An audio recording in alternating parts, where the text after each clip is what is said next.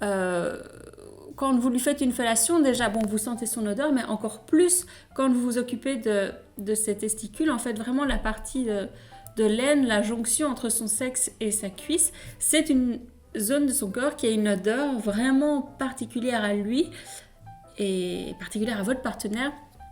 Et je trouve que c'est une odeur, quand l'autre nous plaît, qui peut être hautement érotique. Donc, si vous n'y avez jamais réfléchi ou si vous ne vous étiez jamais vraiment penché dessus, c'est le cas de le dire, je vous conseille de le faire et d'imprimer son odeur dans votre cerveau, histoire de vous connecter encore plus à lui et à son corps.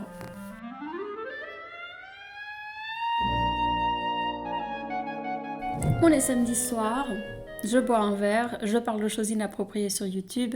Bienvenue dans cette nouvelle vidéo. Et aujourd'hui, on va parler des grandes oubliées des fellations, à savoir les testicules, les saintes testicules. Alors je trouve que c'est un mot pas très élégant, mais on va faire avec. Je me demande toujours, vu que je trouve que la censure en ce moment sur Insta, YouTube, partout augmente, autant dans voilà, tout ce qui est écrit, je mets des astérix, mais je ne vais quand même pas biper à chaque fois que je dis un mot en rapport avec le sexe, parce que sinon on n'entendrait pas grand chose dans mes vidéos. Donc je sais pas, dites-moi en commentaire si vous êtes au courant ou pas. Et je tiens à vous rappeler que si vous ne l'avez jamais fait, j'ai un test qui vous permet de calculer votre intelligence érotique. Et oui, pour savoir si vous êtes un bon coup, un mauvais coup, et si vous avez besoin ou pas d'une séance de coaching avec moi. Tout est en description, en barre d'infos, n'hésitez pas à regarder ça. C'est complètement gratuit et c'est assez rigolo. Alors, pourquoi est-ce que je voulais vous parler des testicules aujourd'hui? Vous commencez à me connaître, j'aime parler pour la même raison que j'ai parlé du sperme, que là je parle des testicules, c'est que ça me semble important de rappeler l'importance, désolée si c'est redondant, d'honorer entre guillemets la masculinité, la virilité et puis le sexe masculin pendant le rapport sexuel, parce que c'est quelque chose qui est pas mal oublié et je trouve qu'on parle énormément du féminin sacré, le massage de l'utérus et patati et patata et les femmes et on est merveilleuse et on incrimine énormément le désir masculin, bien sûr parfois à raison, mais tout ça me semble un petit peu déséquilibré parfois par rapport aux hommes et que finalement beaucoup de femmes n'ont pas dans leur sexualité un rapport au sexe masculin très, très tendre, très précis, très intéressé, enfin vous pouvez mettre tous les qualificatifs que vous voulez. Je pense que vous avez compris où je voulais en venir. Donc c'est pour ça que moi ça me tient à cœur, ça m'importe de temps en temps voilà, de faire des vidéos sur ce genre de sujet. Ça peut sembler anodin ou parfois un peu scabreux, mais pour moi c'est en fait une manière de revaloriser la place des hommes dans la sexualité et de rééquilibrer les polarités masculines, féminines. Enfin bref, tout ça pour vous dire qu'on parle des testicules aujourd'hui pendant la fellation et je vous donne des conseils pour vous en occuper avec amour, avec enthousiasme, correctement. Et d'ailleurs, je tiens à dire, je trouve que quand vous êtes excité par votre partenaire, quand vous lui faites une fellation, déjà, bon, vous sentez son odeur, mais encore plus quand vous vous occupez de ses testicules, en fait, vraiment la partie de l'aine, la jonction entre son sexe et sa cuisse, c'est une zone de son corps qui a une odeur vraiment particulière à lui et particulière à votre partenaire. Et je trouve que c'est une odeur, quand l'autre nous plaît, qui peut être hautement érotique. Donc, si vous n'y avez jamais réfléchi ou si vous ne vous étiez jamais vraiment penché dessus, c'est le cas de le dire, je vous conseille de le faire et d'imprimer son odeur dans votre cerveau, histoire de vous connecter encore plus à lui et à son corps. Et donc, qu'est-ce qu'on peut faire avec les testicules? Eh bien, je séparais ça peut-être en 3 choses. Il y a ce qu'on peut faire avec les mains, ce qu'on peut faire avec la bouche et les lèvres, et puis ce qu'on peut faire avec la langue. Et je commence avec les mains. Alors, c'est évidemment important de rappeler que tous les hommes ont des niveaux de sensibilité différents des testicules et que donc certains sont très chatouilleux et ça va être délicat de jouer avec eux à ce niveau-là. Il y en a qui sont simplement sensibles, donc il ne faudra pas y aller trop fort. Puis il y en a qui sont, on va dire, normaux et on peut y aller, mais normalement. Et après, il y a ceux qui peuvent avoir un petit fantasme, un petit kink ou une petite déviance, enfin, pas déviance, c'est péjoratif, mais qui peuvent aimer vraiment se les faire malaxer durement et on peut y aller, quoi.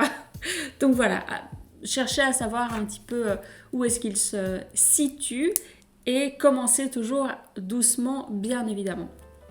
Et à propos des mains, en fait, il y a une technique où vous imaginez que votre main est un petit peu comme un poulpe et que vos doigts sont comme des tentacules. Et pourquoi est-ce que je vous dis ça? En fait, il faut que ces testicules aillent vraiment au creux de votre main. Et après, avec vos doigts, vous allez faire comme si c'était des tentacules, donc, et effectuer une pression d'abord lente et douce. Et puis, vous allez voir à quel niveau de pression est-ce qu'il apprécie être touché pour pouvoir le malaxer d'une manière qui le fasse kiffer. Donc, cette technique, elle vous permet vraiment d'y aller progressivement, tout en douceur, et tout en sensualité. Alors, donc vous pouvez malaxer. Vous pouvez aussi déjà tout simplement tenir ces testicules en fait dans votre main, ne serait-ce que la sensation de chaleur, cette sensation englobante, c'est déjà agréable. Ensuite, avec votre bouche, alors là il y a deux techniques. Il y a le fait de gober littéralement ces testicules. Encore une fois, c'est peut-être pas très élégant, mais au moins c'est parlant. C'est-à-dire que vous allez les aspirer dans votre bouche complètement et vous allez faire un effet de succion. Vous allez aspirer en même temps pour qu'elles soient comme légèrement tirées. Ce qui m'amène à la deuxième technique.